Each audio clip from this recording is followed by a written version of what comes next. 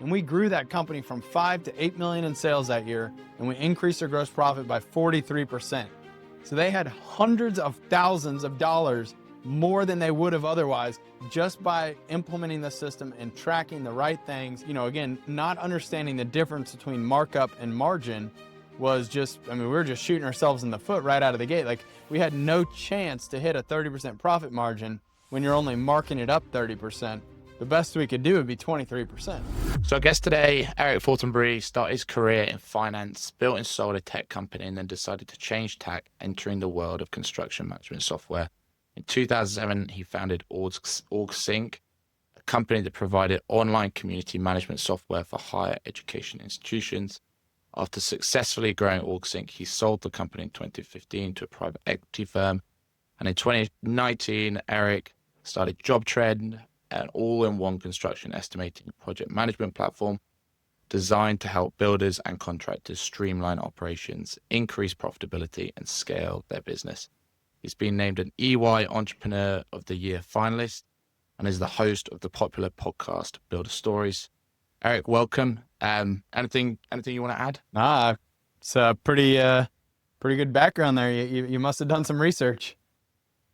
Yeah. Well, Carmen went through it. She also added there was something about a 44% gross profit, I think it was gross profit increase in 1 year in one of the businesses. But I think she picked that up from a podcast, and I didn't know how accurate it was. And I think it was from the platform, as in what JobTread had done itself. So we removed that. And then I wanted to add, I think I saw somewhere 4,500 customers currently on the platform. Is that right? So that was at the end of last year. Yeah, we actually just hit 6,500 as of today. Nice. Yeah. Congrats. That's massive. So as the name, the Scale Up project might suggest, we want to focus, I guess, more on growth and scale than anything. How construction, home improvements businesses are able to achieve that and sustain it. Obviously, want to align with your area of expertise, so project management, estimations, and now it looks like JobTread does sort of full CRM management as well. So I'd love to start with probably staying quite broad and picking your brains on what you see to be the biggest needle movers JobTread's been able to help with in terms of scale and growth. And bottlenecks it's typically able to solve for the majority of clients and customers that come on board. Sure. Yeah, I think, again, just kind of looking back at where I built JobTread out of a needs basis, I took over a construction company in 2018, and they were struggling to scale the business. They're about 5 years old, doing 5 million in revenue, but just, really the kind of all the paper and the processes, everything was really just coming to a head where they were trying to sell more jobs, run more concurrent jobs, but just struggling. And so, I went in and originally was just going to help my buddy out, go find some software for him. And at the end of the day, though, like, I went and I looked at everything out there I could possibly find, and I felt like it was either like super antiquated, looked really clunky, it was going to be very expensive, things like that. And the guys are like, well, you're a software guy, can't you just build us something? I was like, well, hold on, I wasn't actually trying to create another, one-off solution that they were going to have to maintain. But, after really thinking about it and kind of continuing to look, more and more, I realized that there was a huge opportunity here. And, I told them I was willing to do it under 3 conditions. 1, I take over as CEO. 2, everything I build's my intellectual property. And 3, I'll give you 1 year of my time. And so, basically they made me partner, CEO in the business. And so I started at the beginning with estimating. Like, I was trying to understand, like, how come we can't hit our target profit margins? We were trying to hit a 30% profit margin on our job, but like, it was just all over the place. Some jobs we were even losing money. And so I went and I started shadowing the estimators, trying to understand how are they coming up with the price. And what I realized is that, everyone but the owner, they were just marking up their cost 30% instead of using margin to calculate the price. You actually had to mark up that same cost 43% to be able to get a 30% profit margin. And so, again, not understanding the difference between markup and margin was just, we were just shooting ourselves in the foot right out of the gate. Like, we had no chance to hit a 30% profit margin when you're only marking it up 30%, the best we could do would be 23%. And so like I saw how that was really impacting our ability to accurately price the jobs.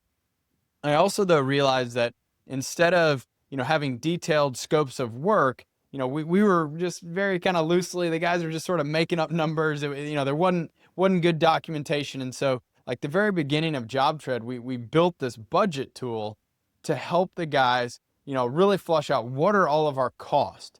We just didn't have a good handle on our numbers and knowing what was going to go into a project. And so by building out this budget, this allowed them to focus on detailing out all the labor, all the materials, the permits, the equipment, everything required for the job. We got that detailed. We would automatically calculate the price, based on our target profit margin. And that was those two things alone were like a huge transition for us and really helped us to start accurately pricing our jobs a lot better. We could actually use change orders as well because like we knew what we sold them because we documented it. And so I'd say kind of that, estimating was sort of like the first of three pillars, where we really focused on. After that, I started looking at the operations, and just like the scheduling, the coordinating of multiple crews, all the different guys that were having to go out on the job site, managing all the job costs. I mean, all the materials, making sure we had purchase orders and work orders, for everything that we were going to spend. Like it wasn't enough to just wait till all the bills came in and kind of look back at the project later. Like you got to be able to track your cost in real time so that you can spot when you're overrunning your budget. Because when you're still in the middle of the job, if you're overrunning your budget, you want to give yourself the best chance to course correct. Whether you go and, you issue a change order to the client, you go find you got extra materials, or you got, guys are kind of just overrunning their time allotment there. Like, it just gives you the best chance to course correct. And so, really getting all of that buttoned up, doing all of the project management, the job costing, like that was so important for us. And then we also realized like firsthand, like, I saw that we were selling jobs at a fixed price, but then we were paying our guys time and material. Like we were basically had a variable cost. And so, I'll never forget this one time I go and I don't know if you've ever seen Undercover Boss, but I show up at the job site, like they didn't know I was going to do this, but I show up at like 8 a.m. and I was already expecting the crew to be there working. Well, they didn't get there till like 9 a.m. So ultimately I found out, well, all three of them went to Home Depot and they had to go shop for the materials, to get everything there. And like, so I'm going to own that one. I learned I should have had already ordered the materials, already had them on the job site, or at least ready for pickup, right? Like we didn't do any of that. And so the guys get to the job site at like 9, start working. But then like around 11, they're like, oh crap, we need some more material. And so like, instead of calling the office or calling the project manager, or even just sending one of them, all three of them get back in the van and they go back to Home Depot. So now they spend another 30, 45 minutes there. They get back to the job site. All three together. All three of them together. So they get back, now it's like, noon, lunchtime. And so they go pull out their microwave from the van, they plug it in, they sit down. Like I saw the customer watching them through the window, right? Like, and I just, I knew he was that type of guy that was just going to get real pissed off.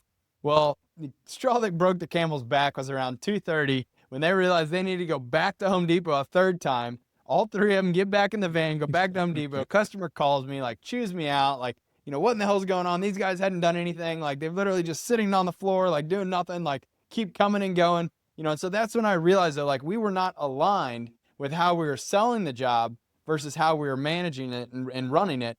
And so at that point, we switched from all this time material work. We essentially implemented the bid request system where we required the guys to bid on every job. And before that, we said, look, just, hey, you tell us how long it's going to take you to complete the job. And what do you need? You need $5,000, $10,000. Just tell us what your cost is and how long it'll take. I plug it into my budget. I go sell the job. And then I create a work order. Just bam, here, whatever, if you said 5 days and, $5,000, great. Here you go. And if they go do the job and they get it done in 3 days, awesome. They're still getting paid their $5,000. Now, if it takes them 7 days, well, that's on them now. We were no longer going to keep paying them to go back out and finish what they should have done right the first time. And like, I kid you not, Charlie, like literally overnight, these guys just magically, like the quality of their work, like shot through the roof. They completed their jobs on time, on budget. Like it was such a huge transition because now we were able to Yeah. lock in our cost. Now look, if there was an unforeseen circumstance, like if there was a change order, something like that, like, we would issue them change order. Like, it's not like, we wouldn't do that, but like this just stopped so many problems because like these guys, the customer could come in and just be, hey, can't you do a little more? Can't you do a little more? And they're like, yeah, sure, whatever. And they just kept working, but we're not getting paid for it because, they didn't come back to us at all. They just Mm. kept doing it because they're getting paid by the hour, by the day. And so like so many problems got fixed by implementing and starting to do bid requests and then also purchase orders, work orders.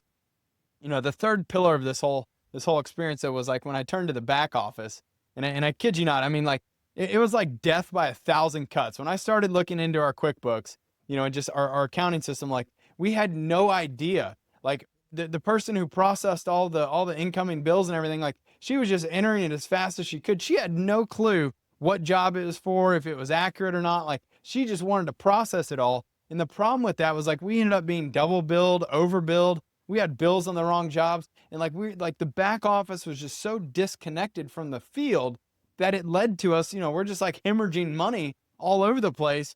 We Mm. have no idea. And so like that, and one other thing, when I took over this business, we had over $800,000 of accounts receivable. Like instead of focusing on collecting our hard-earned money, we were taking that money to the bank and collateralizing our accounts receivable and taking out $200,000 lines of credit one after another to pay payroll. And like, again, this is asinine, right? Like, so how does that happen? Well, again, back office, the field says, hey, send an invoice. Well, she sent it, but she was so overwhelmed with everything else. She had assumed that the guys in the field were collecting the checks or they were making sure we're getting paid. Well, they had no visibility into QuickBooks, nor should they. And so like both people are just like looking at each other, assuming the other one's going to do it. And we're just not getting paid, yet we keep working, And so like all Mm. of these things, like I saw this perfect storm. Like I literally learned firsthand all of the challenges that you could possibly have and like all of the mistakes that a construction business could have. And so in that 1 year, we built JobTread out of a needs basis to solve all of these problems. And we grew that company from 5 to 8 million in sales that year. And we increased their gross profit by 43%. So they had hundreds of thousands of dollars more than they would have otherwise just by implementing the system and tracking the right things and making sure that we were hitting our target profit margins. Wow, love that. And that was the 43% Yeah. which Carmen was adding in. Now it makes Yeah. sense. Good story. Good story. And with that, I guess the one thing I was thinking about is standardizing and productizing a lot of what you're doing. But there's so many moving parts. As you said, the job could go on for 7 days, 5 days. How important do you think trying to standardize your offer is in the construction realm? Obviously, if you can do it and you can do it effectively, it probably helps with scaling. But do you think JobTread still solves that problem for those who, let's say, home builders in general, who have multiple different services, might use a range of different subbies and trades? Do you think JobTread allows you to still offer multiple lines of work, or would you still be an advocate for pushing towards sort of standardizing and specializing where possible? Yeah, no, I mean, look, we have very intentionally designed JobTread to work for any construction-based business. Like whether your budget has one line item or 1,000 line items, like it's been very intentionally designed to work for any type construction business. Like as long as you're custom bidding those jobs, then you're able to use our software to manage it. We have tons of builders, like some general contractors. I mean, they could be doing all sorts of different types of work. I mean, over in the States, I mean, we see a lot of home builders who are also doing, remodels and additions. And, there's a lot of different ways that like you can use the tools. At the end of the day, though, like what you're putting in place is a system and processes so that you are able to standardize how you're managing each job. It all comes down to you build the budget, know what's going to come into it, making sure that you're pricing it accurately. And then, you sell it, you get the job approved, and then you're going to go into your scheduling. You're going to start, getting the guys laid out, whether you're using one sub or 50 subs, it's a lot of coordination and scheduling. And that's where having a tool like this, it helps you to manage all of that. And not just on that one job, but you can look over all of your jobs to see all the schedules in one view so that you can make sure that you're not double booking, your crews. You've got them, in the right places on the right jobs, and that helps you to kind of manage your efficiency looking across all of those jobs, trying to use them. So, I don't think you really need like a bunch of different systems and a bunch of different processes. It's about finding the right tool and having the right systems and processes developed around that so that you can ensure Mm. that you're accurately and efficiently managing those jobs. Yeah. And I find it astonishing, clients we have or prospective clients, when we speak to them, and like you said, you guys were doing 5 million when you came on board, and they'll be in around sometimes more, and it's just so chaotic. It's like herding cats, and that can be all the way from when we first come on board and we're trying to help them with like attribution for their like organic versus paid. Yeah. And no one has a Scooby-Doo and they're doing like 10 million. And you're like, well, it's all great that you've got to this point, not having an idea, but imagine if you did have an idea what you could be doing. And yeah, I imagine not that I've delved into their books or the project management side of things too heavily at all, but I imagine it's a similar sort of situation. If it's bad in one area, it's probably going to be bad across the board. Oh yeah, 100%. And look, I find a lot of people, again, like they may be really great at their craft, right? Like they're great at building. They understand, the construction science behind it all. They've got that, that attention to detail. But like, the problem is like that doesn't often make them great at the business side. And so like I always encourage people. I mean, I think at the end of the day, like there's really three main things that any construction company needs to be successful. You've got to have the right marketing. If you don't have a good handle on your marketing, if you're not investing in marketing, if you don't know where your leads are coming from, what's working, what's not working, you're going to struggle to fill the top of the funnel, right? Like you're going to struggle to continue to grow. And so I'm a big proponent. You got to find, a marketing agency or somebody who can come in and help you, because look, a builder is not going to be great at creating a website or, managing content and driving, ads and things like that. Like you're going to need help with that. Two, you're going to need a great bookkeeper, somebody, whether it's on your team or again, you find, a bookkeeper, accountant, CPA, whatever it is, like you got to have a good foundation for tracking all of the financials. That's where, just integrations with accounting systems, things like that. Like it's so important that you set yourself up for success right away. And the third thing I would say is like a great coach. A lot of times builders, they don't know what they don't know, and they just spend years of their life just struggling, and they don't realize that, like, look, like you can go join these coaching groups, like these networks, these communities, like groups on Facebook, like wherever it may be. Like surround yourself by other people who are experienced. They have been there, they have done that. By learning from others, by listening to podcasts, by following other prominent builders in the space, like you can save yourself so much time and so much headache by just studying what others have done and how they've overcome those challenges. You don't have to learn every lesson the hard way. Yeah. It's I'm reminiscing of I've been running JobTread for about 5 years, and some of the stuff you mentioned there, even like the accounting, trying to do that at the start, that was one of the biggest unlocks, just getting a bookkeeper to manage basically all the accounts. And I just spent so long. Once when I first started trying to work it all out, but then trying to go through the invoices, reconcile accounts, and it just like eats into half your day a lot of the time. And you can get a good bookkeeper from the Philippines, Pakistan, at a fraction of the cost maybe in the US, and often like accredited accountants as well for US businesses.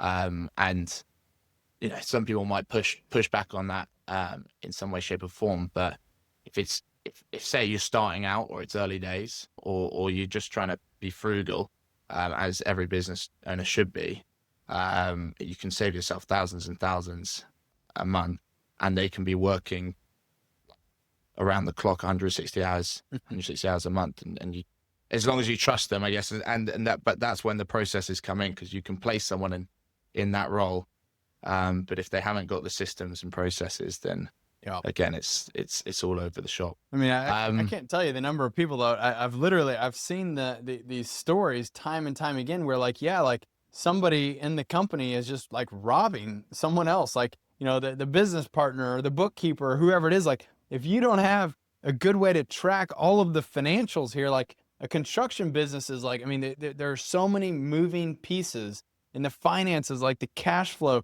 Like, it is so important that you have a handle on where every single dollar is going, or you could end Mm. up finding yourself, having been frauded or someone stealing from you. Like, it kills me when I see that happen. And it's like, at the end of the day, it's the people that this is happening to is like, they're just so unorganized, and they didn't have a good Mm. handle on their books. Like, they didn't know their numbers. They didn't monitor their cash flow, their P&L. Like, that is just something that, like, you've got to have, multiple people looking at those things and have regular meetings to understand where is the cash going, because there's going to be a lot of cash funneling through construction businesses. And if you don't have a way to track that, monitor that, again, you're just setting yourself up for that to happen to you.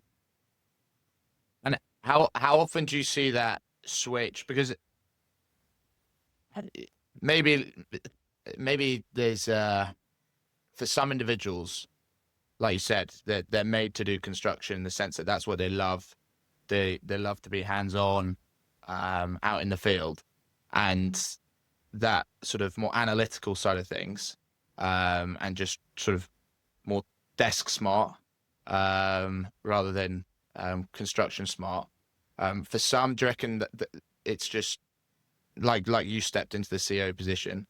You need to get someone who that role suits more, or do you find that with the right systems and processes and the likes of JobTread being used, that most are able to make that switch and turn a corner? Because it sort of trickles down from the rest of your life as well.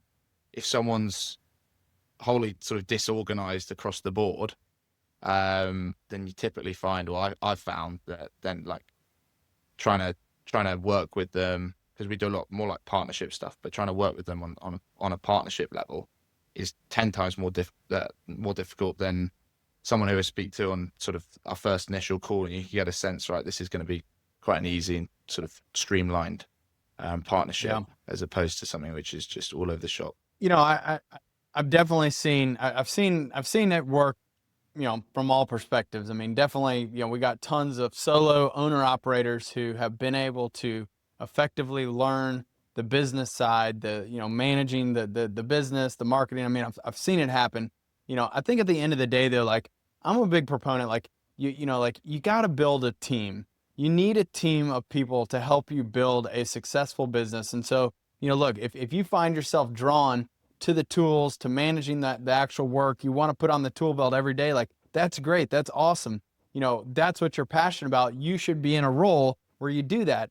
And, I think that at the end of the day, though, like, you need to find a partner who wants to take on the business side, who wants to deal with the sales, wants to deal with the back office, the kind of everything that goes into it. Like, I often find there's, it's just great to find a partner who can share the responsibilities of, building a business. And maybe it doesn't have to actually be like a business partner. I mean, just, you can hire, but make sure you build a team of Mm. people where there is somebody always focused on sales and marketing and driving the business, making sure that you're going to always have more jobs and more food on your plate. And then you have somebody who's focused on delivering exceptional customer experiences, exceptional quality work. Like, oftentimes, like, it's just too much for one person to do everything if you want to scale a business to get to the millions, multiple millions, 10 millions. I mean, it takes a team, and it takes building a Yeah. great team. And so I think at the end of the day, like, Mm. I encourage people to really think about what are their strengths and what are their passions. Set yourself up to go do that, and find somebody who can join your team, who can complement you and take care of the other side of the house. Yeah. And making those roles often independent as well. So instead of trying to hire someone full time to do 3 different roles, maybe try and hire someone full time to do a lot of the admin stuff, but then also having 2 part-time hires to do, let's say, the accounts. Yeah. Because I've been there. I imagine in your early days you might be there as well. As an entrepreneur, you're like, oh well, why can't everyone be like me? and why can't everyone do like 10 different tasks? And then you're just chucking loads at one person. And then before you know, it's 2 months in and they're like, mate, I think I'm going to have to leave because I just can't handle all of this. I'm trying to learn just Yeah. one area of the business and you're trying to get me to do absolutely everything. And I guess, yeah, early days, if you're a construction business owner, you've got loads on your plate anyway, and you naturally think, well, they can just manage all of the admin, including the finances, the customer management. But trying to make those roles independent is probably quite important. Yeah, you got And you gotta have the right people and the right roles. Otherwise you're gonna burn people out. Or they're gonna just make a bunch of mistakes. The quality is gonna go down. Like you got to have the right people in the right roles. And again, if you can get a VA, to come in and take off some of this administrative work to help free you up for other, higher, important tasks, and like that is a great use of a VA. It's a great use of your time, is to make sure you're prioritizing what you're doing, and focus on the most important things. yeah, 100%, 100%. And also, I find just spending enough time on finding that right VA is so important, or like whoever the assistant that comes on board is, because just from speaking to VAs of construction business owners, you can tell the good from the bad pretty quickly. And it doesn't take a huge amount more work to find a really good one. Yeah. Maybe an additional 4 or 5 hours. But that's, in the long run, is going to save you months and months and months of headaches. So Eric, obviously you, as mentioned, you've interviewed a lot of construction and home improvement business owners over the years on your own podcast, and spoken to thousands, I imagine, who you're in your customer base. What have you found to be the biggest needle movers in terms of marketing and sales, and that growth part of the business? Yeah, I mean, I think just having, again, a system to track your numbers, to know your numbers, to make sure that you're selling your jobs at the appropriate price is huge. I think, though, also it's about being professional. I think what technology enables you to do, and what a system like JobTread lets you do, is like, you can send out very professional looking proposals that give customers the ability to really interact with the proposal. Like, I mean, you can give them selections, the ability to control their own budget, instead of haggling you on price or making you go back and forth to make a bunch of revisions. Like, give the homeowner or the end customer the ability to make their own selections. It's kind of like thinking about like the good, better, best model. You can give them that interactive ability to just select what they want. And they're going to see the total at the bottom. Like, what is the impact? If I choose the most expensive options every time, like, yeah, you're going to have probably more than you might have thought the job was going to cost. But like, then you go through and they can decide, well, what are the most important things? Let's get the high quality stuff there. Maybe there's a few things we could downgrade, just get the good, or something like that. And like, I think that really helps to make the end customer feel like they're in control, and they can affect their own budget. It makes them feel part of the journey. And so instead of you Yeah. just kind of sending this static, proposal with the one number on the bottom, like, give them that ability to make those decisions, to be in the driver's seat, so that they can find, the perfect balance between the budget, the quality, the timeline, what they want, to make sure that this project is successful.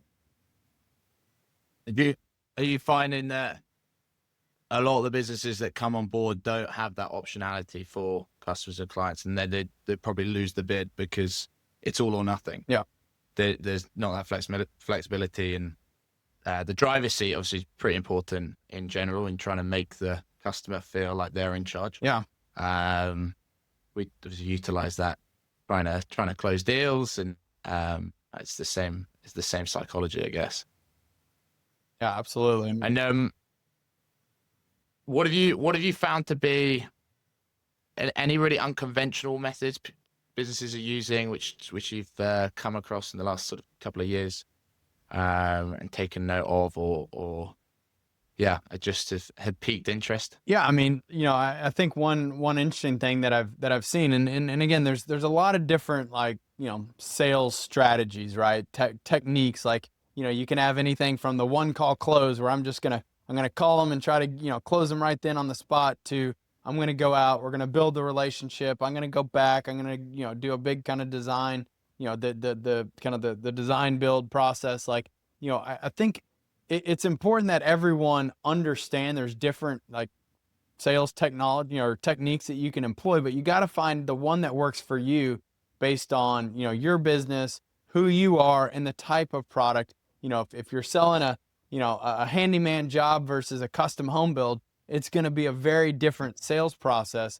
But to the extent that, like, at the end of the day, like, I think one thing that I've seen has worked really well is when people are, leveraging JobTread, they can go out to the job site, or they can even, use like a measurement tool, or something that's like, feeding them the data. But, like, at the end of the day, the quicker that you can turn around, a ballpark range, what this job might cost, and then ultimately try to take that customer off the market, even if you're not, closing the deal. Like, hey, let's pick your options, kind of narrow in exactly what you want, sign the deal. I mean, a lot of people do that right there on that first, visit, because they've got it all built out into their budget, and they use formulas and templates to help them.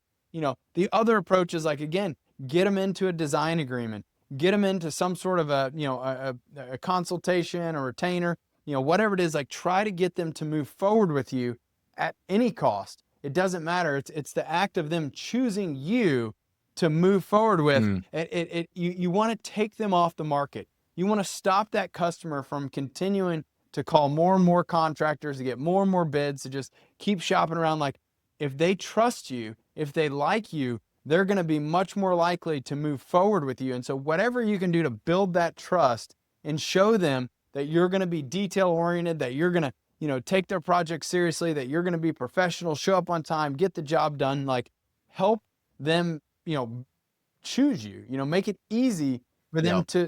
to choose you as their contractor, so that they can move forward and you can move forward. I think that's what ultimately will help you win more jobs, is the quicker you can get to that first decision point, that they're willing to sign Mm. something and move forward with you, the more likely you are to ultimately win the much larger construction project. Yeah. Yeah. Like a little fractional service that once that first payment's made, the likelihood of them converting Yep. goes through the roof. Yep. Um, yeah, I love that. It's like the time to lead rule. The every sort of if it's over 10 minutes, I think conversion rate. If it's under 10 minutes, it goes up like 300%. Awesome. And I think it'd be remiss of me not to mention AI. Where do you, in terms of, I guess, estimates and project management in general, where do you see the landscape going with the evolution of AI over the next sort of 6-12 months? Yeah. And is that something you guys imagine you are integrating into JobTread at the moment? Yeah, great question. And, I'm a huge proponent of AI. I use it all day, every day. I mean, it's, great tool. At the end of the day, we've integrated it with some of the more, like, kind of like content generation type features, like, creating, content, text, messages, things like that. Like, we've integrated in that regard. We've been looking at other ways and other places, like, when you think about, like, how could you leverage AI to build a budget or to build a schedule? And, as much as I would love to say that, like, I think it's great, and we've put it in there, like, we haven't yet, because we're very cautious. I mean, I'm cautiously, optimistic about it, but, like, at the end of the day, like, sometimes, and a lot of times, like, the math just isn't mathing. There's so many Yep. inaccuracies. I mean, AI can literally hallucinate and just make up so much stuff that my biggest concern with adding AI to, like, let's say, a budget, builder, or scheduling, or whatever it may be, is that, like, if someone were to go and use that and not check their work, then they could end up selling a job, get locked into a contract, and be on the hook for that entire project, when there could be just, huge holes, and they could, I mean, they could literally find themselves like hundreds of thousands of dollars in the hole because they didn't check Yep. the AI's work. Like I don't think it's quite there yet for me to feel comfortable putting out a feature that I know, because again, I'm a big proponent of AI. I use it all the time, but I Yeah. know that it's not always right. You have to check it. It's only a starting point. And I fear that if you give that tool to a lot of builders, that they're just going to get so dependent and reliant and just want to just trust it, but it's just Yeah. not Go on ready autopilot. to be there yet. Yeah. Yeah. We've all done it. It's like the easy, lazy choice. Yep. And maybe I just click this, put a quick prompt in. Oh, it's good enough. Yeah. And then next thing you know, you're in a world of trouble. I think we'll get there one day. I just, again, I think there's a lot more learning that it needs to do. And, again, eventually, I mean, obviously, we've had, I think it's like $13 billion of jobs have been sold and managed on JobTread, like over 1 million jobs. Like we have a ton of data that the machine learning can really go and study and learn, and it will get better and better. But like, yeah, I don't think we're quite there yet. And I hear all the time people who have, tried kind of these other, these AI estimators and things like that. And they're just like, look, it's so wildly inaccurate that it really doesn't actually save them that much time, because they're having to go clean up everything. And to some extent, it could take you more time to have to review everything versus if you just know, here is your budget, here's your template, here are your costs. Like a good builder knows what it's going to take to be able to have a successful build. And so, I think you got to really rely on your own tried and true methods, your own historical data. That's going to be, I think, your best path forward at this time. And I don't know if this is any aid, but we do a lot with, so Claude is like GPT. Yep. So you've got Anthropic, which is Claude, but GPT has it now. It was slightly later to the game, but setting up projects, and then you can put a load of data within those projects. So those could be CSV files, sheets, Google Docs or Docs, images, and then from there you can ask and have conversations with it, and it's using RAG to be able to pull out the information and give responses based on the data set you're feeding. And you can use something like that to help speed up the process of you manually maybe doing the work. But yeah, I'm probably in agreement that you don't want to be using AI to automate the estimate processing at the moment. Yep. It's the same way. Does JobTread, do you have cool functionality? So like we use Go High Level at the moment, and obviously all the calls can come through Go High Level, all form submissions through Go High Level, communications can happen within there. Are you guys able to do that within JobTread? So, I think, and I'm good friends with Rob and Alex, the founder of Go High Level, or one of the co-founders, and we're actually working on building an integration with High Level right now. I tell people though, like if you want the really in-depth kind of marketing automation, you want to be able to send out, mass emails, drip campaigns, track, lead attributions, things like that. Like that's what, a High Level, a HubSpot, something like that. Those tools are specifically designed for that. And so I think in order to really, maximize that, which again, I'm a big proponent of, it's better to integrate with one of those systems so that, at the right time, you can automatically push over the lead into JobTread. Once you've kind of, you get a whole bunch of cold leads, maybe some warm leads, but like once you've gotten that deal or that opportunity to the right stage, that's where an integration, you just automatically push over that information into JobTread. Let's say you build out the budget, you send the proposal, that can go back into your High Level, your HubSpot, updates the deal stage, the opportunity kind of, sets the amount, so I think there's a lot of kind of like, really neat, integrations that can happen. And we're really big on, API integrations. We're huge on Zapier. There's so many automations. And I encourage people, when you think about building out your ecosystem of applications, because there's not like one silver bullet. There's not like one end all be all solution here. Like you have to find the right solutions for your business. And I think it's important that you keep it simple. You don't need to over engineer this, and you don't need 1,000 point solutions. Find as few solutions as you can, and then connect them Yeah. together so that they can talk and play well together with automations and integrations. That's how you create the strongest ecosystem for your business to operate. Yeah. Yeah. Totally agree. And the main reason I was asking is to see if you've seen much in terms of AI appointment setting, and both from a cool perspective and like chatbot. And I think chatbot's obviously a lot further down the line than the cool utility, but it's the cooling is nowhere where it needs to be at the moment. Go high level of implemented the AI assistant, which does that, but they're all probably, I think, still maybe 6 to 12 months off. But it's scary how quickly things are moving. Yeah. I wake up night and day like, oh my God, I was running out.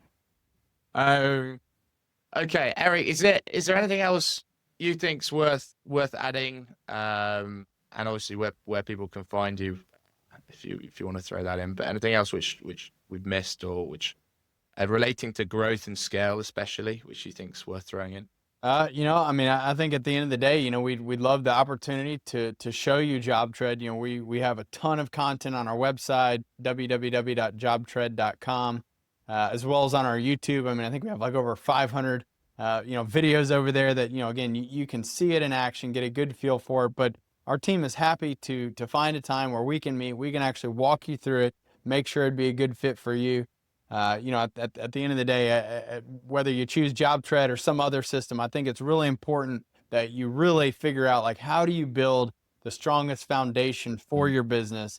There is no reason to put a second story home on a shoddy foundation. Like, you got to have a rock solid foundation, get the right systems in place, get the right people in place, and have processes that will help you to very successfully and profitably scale your business. But just until you get to the point where, like, you've got a well-oiled machine, every job you sell, you can achieve your target profit margin. Like, don't scale too fast. Like, you don't want to let this thing get out ahead of you. You don't want to overhire. You don't want to overspend. Like, be very, very methodical and control your process.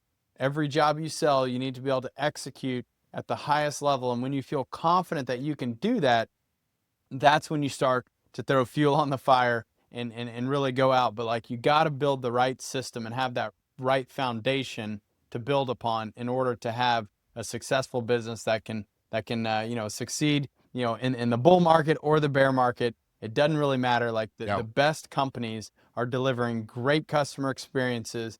They're delivering high quality products. They're winning, 5-star reviews, getting a bunch of referrals, the inbound leads. Like, that's what you're striving for. So I think at the end of the day, whatever system you choose, just make sure that you're focusing on delivering high quality projects with great customer experiences, because that is what will win you business in the long term. Don't cut corners today. Don't just, you got to honor your word, stand by your reputation, and that's what will build a successful business.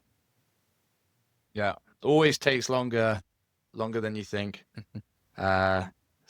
So yeah, I guess wise words in terms of the patience and hiring at the right point. What would you say? Do you have any telltale signs for hiring and know when to make that next step?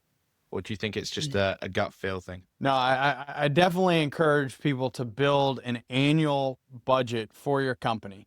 So really think through, what are your high level goals? What do you want to accomplish, revenue wise for the year, gross profit, and then net income? Like, what do you want to put in your pocket at the end of the day as the business owner? Take those annual goals and break them up into monthly goals. Whether you just divide by 12, that's maybe the simplest way, but really think through, like, again, some months you're going to do a lot better than other months. Think through, what does the growth look like for the next 12 months? Build that model out, and then figure out, do you have the right people to support that growth? Because if you want to double your revenue one month, or you want to have a big jump, like, you might not be able to sell all of that work just you? Or maybe even if you can sell it, can you actually deliver? Do you need to hire a project manager? Do you need to get another field super? Like, you have to really like model out your growth, and you're going to make a bunch of assumptions in this modeling process. And look, they're going to be wrong. There's no ifs, ands, buts about it. Like, you will make the wrong assumptions, but that's not the point. The point is that you have to start to build this and plan out your company's growth. And as you get, data under your belt, you can look back and say, well, why didn't we hit this goal? What assumption did I make that I missed on? And that will help you to understand where you need to go focus and where you need to improve. And so when you have that, you can also use that same tool to plan out your hiring. You got to make sure that if Yeah. you bring on another employee, are they adding, top line revenue? Are they adding to your gross profit? Are they increasing your net income, your net profits? Like, if the answer is no, then you shouldn't bring them on. You got to make sure that every person you bring on is making a net positive impact on the business. Otherwise, something else is not working, is not right. And so I think it's really important that you think about, hiring the right people at the right times. And I encourage you to take a whole lot longer to find the right person than to just take the Yeah. first person that comes along or put any warm body in the seat. Like, don't just hire, your partner, your spouse, your brother-in-law, whatever it is. Like, find the right people and have clearly defined roles and responsibilities so that they know what your expectations are. They know what they need to do to add value to the business. And that is going to help you make sure that you're scaling at the right path with a controlled growth rate. I see a lot of people, they overhire, they think business is good today, but like, 6 months later, they're struggling. And because of that payroll, because of that huge burden they took on, now they got to go and they got to start laying people off. Like, that is not a good cycle. Be very methodical and controlled about when you bring on the right people. Yeah. Yeah. And it's a bit of a mindset shift as well. I like every month, just sort of back of the napkin, just trying to jot down roughly what I anticipate to be the following month. And obviously we do forecasting a lot further down the line as well, but that just constantly being in the know on your numbers and aware of sort of what's coming down the pipeline, and just trying to stay sort of methodical and analytical. And again, I guess coming back to that, putting the right people in the right seats. For some, it's that just doesn't come naturally, and maybe they don't enjoy that, and that's where maybe they sit someone who does have that sort of analytical mind. But it doesn't take a huge amount either to make that shift. And like, I think it can sound far more overwhelming than it is, especially if you've built the right team around you who's able to manage a lot of that as well. Eric, this has been so good. A lot of golden nuggets. So I appreciate it.